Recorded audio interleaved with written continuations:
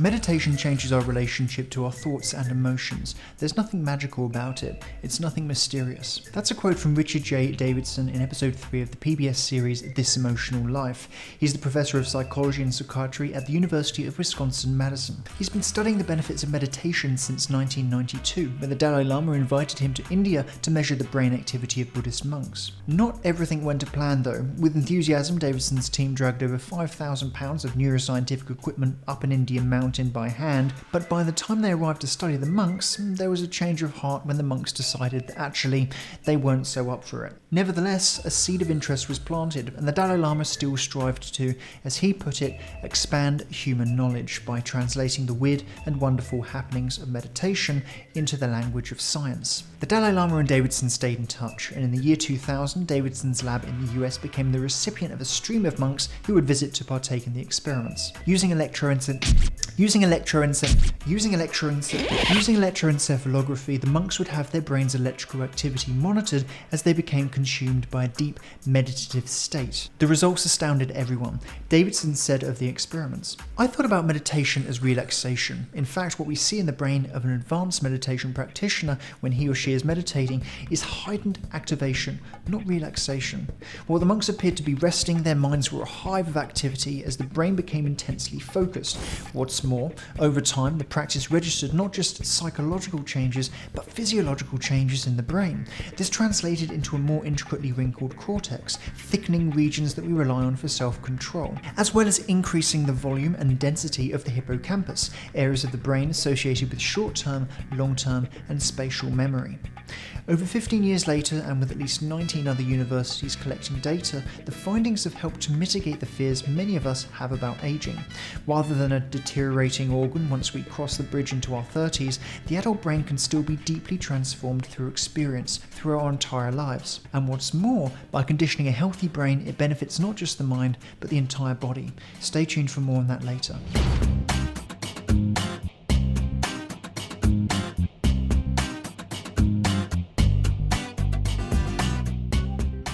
With the story out of the way, we're on to part 2, science, to see what objective truths the story might highlight. But first with an all-essential caveat. Science isn't broken, but it's a hell of a lot harder than we give it credit for, to paraphrase the data analysis blog 538. What does this mean? Well, humans are not rational creatures. Scientists are no different. We see patterns, we unconsciously jump to conclusions, we screen data to confirm our hypotheses, and as a result, struggle to replicate findings. Point is, just because I mention the word science doesn't mean you should take these studies as gospel. Lessons can be taken, but sleep with one eye open. Correlation is not causation. Read my favourite book in the world to understand more. The scans of the monks were compared to the typical non-meditator, and the differences were striking. An area with the most apparent change was the left prefrontal cortex, an area of the brain that processes positive emotion. Now, what's important to understand here is that there are circuits in the brain which correspond to the processing of positive states of mind, such as the left prefrontal cortex, and there are circuits in the brain which correspond to the processing of negative emotion, such as the right prefrontal cortex. Every thought we have has a corresponding representation in the brain through the firing of neurons. We have neurons representing the concept of justice, to what a football looks like, even a neuron for Jennifer Aniston, if you happen to know who she is. What wires together, fires together. If you're a fan of Friends and see an image of Lisa Kudrow or Phoebe, then the Lisa neuron, as we'll call it, fires alongside the Jennifer neuron. The brain understands the world around it through associative networks. Quite intuitively, the more you recall memories and the corresponding neurons associated with that idea, the more likely we are to have those thoughts again, given the recency of them. The memories are more available to the conscious mind. Crucially, the question in the context of meditation is whether you're reinforcing the negative circuits or the positive circuits, the answer of which colours the entire lens through which you see the world, whether your glass is half full or half empty.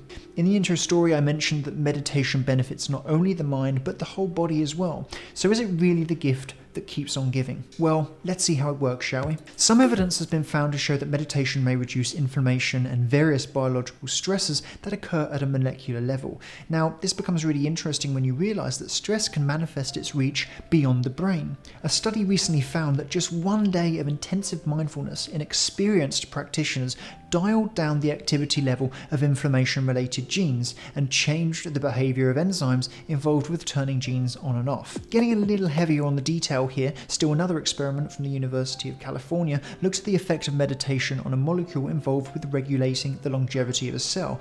This molecule is made up of something called telomeres, which are essential parts of human cells that ensure stability of genetic material and ultimately contribute to the extension of life itself. Simply, the switching of genes on and off has ramifications not just for how long you live, but also for how long your children live, through what we understand about the role of epigenetics throughout our lives. That is, the environment altering our genetic makeup. So science says meditation works, and it's actually damn good for you. Great news! Except it isn't. For most people, busyness, a lack of focus, not to mention a little embarrassment, jeopardizes the opportunity to practice meditation for long enough to reap the benefits. Well, I have more good news. This is twofold. First, the good news for the future of more accessible meditation, and then we'll hop into what the science says you can do today. First up, regular and deep meditation, which changes the brain in positive ways, has been associated with gamma waves, the electromagnetic rhythm of neurons firing very rapidly in harmony. Neuroscientists have been able to identify the cells responsible for producing these rhythms and demonstrated technology which can induce the accompanying brainwave pattern in mice. It may be possible in the future to do this with humans to the extent that we can just plug in and reap the benefits of meditation without doing anything. There's also progress being made in electrical stimulation, which has been suggested to be more effective than antidepressants at providing well-being, and without the side effects that can come from antidepressant medication. It does, however, require expert assistance, limiting its convenience somewhat. Little is known about how electrical stimulation works to relieve depression, and while low risk in the hands of qualified people, the neurology of why electrical stimulation works still needs to be understood better. So there are potentially big strides forward in the future. That time, however, is not now. So what can be done today? Try this. Sitting upright or lying down, take a deep breath, expanding your belly, pause. Exhale slowly to the count of 5. Repeat 4 times. In a recent New York Times article, psychologist Beliza Vranich said, "Breathing is meditation for people who can't meditate." She's the author of the popular book, Breathe. When we take slow and steady breaths, the brain gets a message that all is calm and activates what's called the parasympathetic response. Conversely, when you take quick breaths or hold your breath, the sympathetic response is activated. This is the difference between relaxing your mind in a way that permeates your body and getting all stressed out. In practical terms, breathing exercises have been found to reduce depression. Dr. Chris Streeter, an associate professor of psychiatry and neurology at Boston University, recently completed a study measuring the effect of a 12-week daily yoga and breathing group. While only a small amount of data was collected, symptoms of depression across the board had decreased. Streeter even went as far as to say that the findings show that a behavioural intervention can have effects of similar magnitude as an antidepressant. If you haven't noticed too, there seems to be something of a trend in breathing reminders being integrated into technology. Apps can remind you to breathe, and the Apple Watch has a reminder. There's a new guided breathing experience with your Fitbit. It's becoming a big thing. I'll be honest, I thought it was a bit of a gimmick before doing research for this episode, but now I'm a bit of a convert. It also brought conscious attention to how rarely I really take in deep breaths throughout the day. Studies have shown that deep breathing can reduce stress and lessen anxiety. This is intuitive to many of us, but what may surprise you is that within just minutes, it can even lower blood pressure. That's incredible.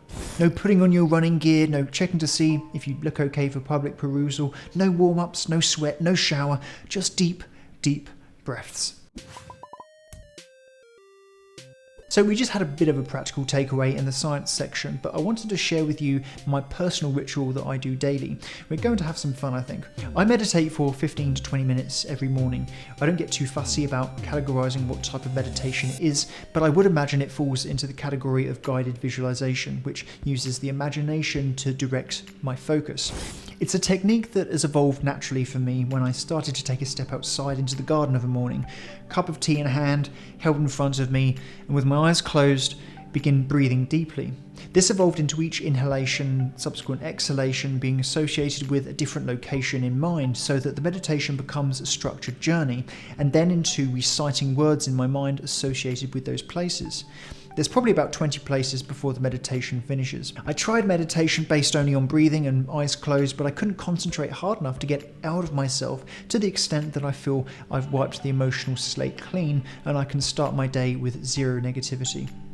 If it sounds stressful and like hard work, reciting words and all that, you might be missing the point. This form of meditation isn't for relaxation per se, although that's the result, but I'll explain that in a moment. This meditation is to establish implicit structure to the world and my place in it for the rest of the day, in a world that so often reminds us of the chaos and danger that surrounds us. By rebuilding this structure in my mind every day, the anxiety I get from not feeling in control diminishes. The result is relaxation. My subconscious brain can stop frantically searching for justifications of control, as well as questioning justifications for my purpose. The locations and words I recite during my meditation produce in me a feeling of unconditional gratitude, and my mind becomes quiet enough to spend the day productively. I've been doing this more dedicated form of meditation for around 2 or 3 years now, but if I trace it back to its beginnings, it would have started around 2007, at the beginning of the economic crisis. It's that beginning that I want to teach you now through what I've since learned was a practice coined a long time ago through a philosophy called Stoicism. It's called a view from above. Through researching this episode, I also learned that it's been adopted into CBT, or cognitive behavioral therapy. In 2007, when the economy started tanking, I was lucky I had a job. I worked for the local council. Like many people, I didn't like it, but a big upside was that I got to work outside. I didn't realise then how big of an upside this really was. It allowed me to escape my situation through the immediate access of the sky. I was going through a period of reflection. Who was I? What was I doing with my life? The banking crisis was incidental, but it made everything around me feel like it was kind of beginning to collapse. It was a combination of realising that what I thought was secure in fact wasn't, that there wasn't a good justification for the crisis, and the bigger questions of what my purpose was. Day to day though, I just didn't like my job. More broadly, I wanted to be my own boss. I wanted autonomy. In brief times when I was alone and it was safe, I would look up to the sky, breathe in deeply, close my eyes for a moment, imagine myself being whisked off into outer space and looking back at the Earth from an angle that is popularly seen in photos of the Earth from space. And then I'd be back in my little reality, but now with the perspective that what I was doing was temporary, and the feeling of resentment for my situation here on Earth was in fact not real, just an interpretation. It's worth noting also that I was listening to a lot of self-improvement thinkers like Tony Robbins, Napoleon Hill, Stephen Covey as well. I attribute to these tapes the broadening of my worldly awareness. I think, for example, Tony Robbins gets a hard time for being the positive thinking guru. I think positive thinking is I'm wary of happiness seeking and often think it's meaningless, but pragmatic thinking is what I'm about, what's real. And Tony Robbins, as well as these other thinkers, helped me to think less superficially about my purpose.